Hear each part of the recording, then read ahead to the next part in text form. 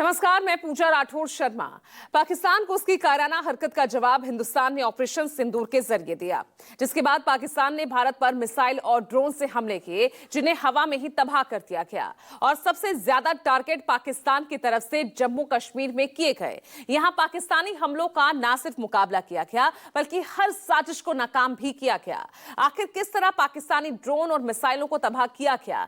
जब border area में blackout किया जा रहा था, तब कैसे हिंद सेना पाकिस्तान को मुंह तोड़ जवाब दे रही थी? आज इस खास पेशकश में उसी की ग्राउंड रिपोर्ट देखिए और हिंद के उन रियल हीरोज की जुबानी सुनिए, कैसे पाकिस्तान को शिकस्त दी गई।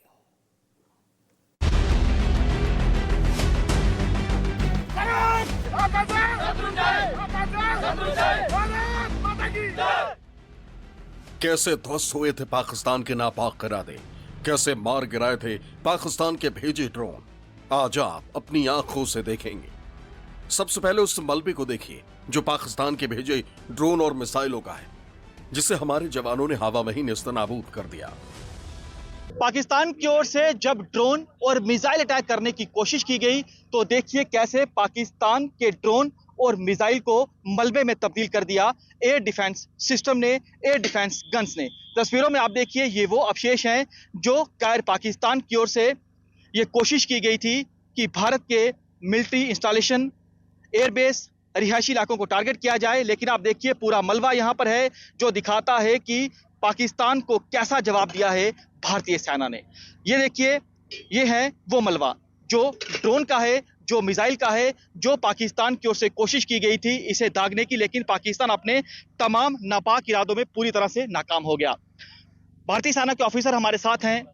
पाकिस्तान ने तो बहुत कोशिश की ड्रोन अटैक करे, मिसाइल अटैक करे, लेकिन मलबा हम साफ तौर पर देख रहे हैं। जी हाँ, आपके सामने ही है, मलबा आपके सामने है। इन्होंने काफ़ी कोशिश की, लेकिन हमारा एयर डिफेंस सिस्टम जो है वो पूरी तरह से तैयार था, हमेशा तैयार रहता है वो। और हमने इनकी कोशिश, जितनी भी इनके ड्रोन स्वॉर्म अटैक करने के इन्होंने फील्ड अटेम्प्ट किए इन्होंने, उनको हमने पूरी तरह से गिरा दिया, न्यूट्रलाइज किया ड्रोन्स को। और किसी भी तरह का लॉस, चाहे वो प्रॉपर्टी को हो, मैन पावर को, या इक्विपमेंट को, या सिविल एरियाज में हो, इस एरिया में हमने होने नहीं दिया। सर, कितनी खुशी होती है क्योंकि दुश्मन के तमाम नापाक इरादों पर पानी फेर दिया और आपकी वजह से आज पूरा देश सुरक्षित है। देखिए, सेटिस्फेक्शन तो होती है, लेकिन ये हमारा काम है और अपने काम करने के अंदर हमें खुशी मिलती है। इसी के लिए हम ट्रेंड हैं, इसी दिन का हम वेट करते हैं और हमने ये किया है। लेकिन कायर पाकिस्तान पर भरोसा नहीं किया जाता, वो दोबारा इस तरह की अटैक करने की कोशिश कर सकता है। बिल्कुल, वो कोशिश कर सकता है और जब भी करेगा तब मुंह की खाएगा वो। तो चेतावनी क्या रहेगी दुश्मन को, बाज आ जाए? You dare to fly, we'll ensure you'll die. Pakistan के इरादों को मिट्टी में मिलाने का काम हमारे उन सैन्य साजो सामान ने किया जो पहले से तैनात किए गए थे। इनमें अहम भूमिका निभाई दो तरह के रडार ने, जिन्होंने दुश्मन के हमले को पहचाना और अलर्ट किया। कैसे, देखिए। अब हम आपको भारतीय सेना का एयर डिफेंस सिस्टम दिखाने जा रहे हैं। ये वो सिस्टम है जिसने दुश्मन को उसकी आसमान वाली नापाक साजिश में पूरी तरह से नाकाम कर दिया। तस्वीरों में आप देखिए फायर कंट्रोल रडार। ये दुश्मन के किसी भी नापाक इरादों को पूरी तरह से निस्तानाबूद कर सकता है, क्योंकि इसकी मदद से जो भारतीय सेना के जवान हैं वो पता लगा सकते हैं कि दुश्मन आसमान के जरिए कौन सी नापाक साजिश रचने जा रहा है। और ये फायर कंट्रोल रडार है। दूसरा जो अहम रडार है वो है early warning radar.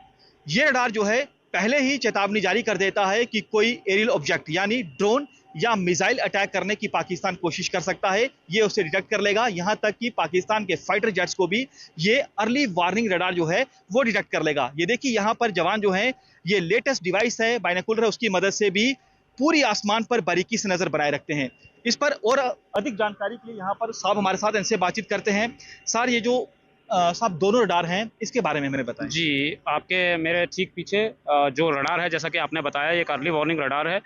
Early warning radar ये long range early warning radar है। इसका मतलब है कि दुश्मन के लॉन्ग रेंज से ही ये किसी भी एयरबोर्न टारगेट को, चाहे वो यूएवी हो, चाहे वो एयरक्राफ्ट हो या फिर कुछ और, उसको ये सर्च और डिटेक्ट कर सकता है।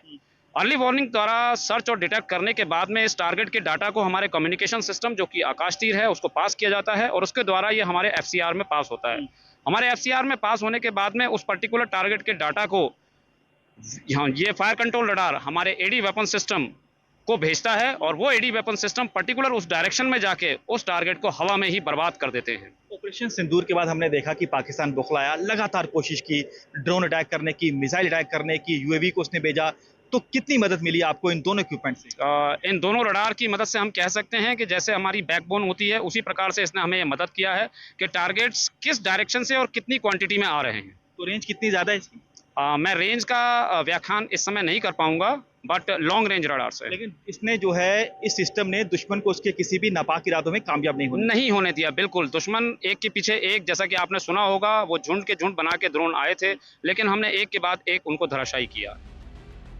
ऑपरेशन सिंदूर की कामयाबी में अहम भूमिका आकाश तीर सिस्टम की भी रही, जिसे अखनूर में भी तैनात किया गया था, क्योंकि दुश्मन की तरफ से इस इलाके में भी ड्रोन हमले किए गए थे।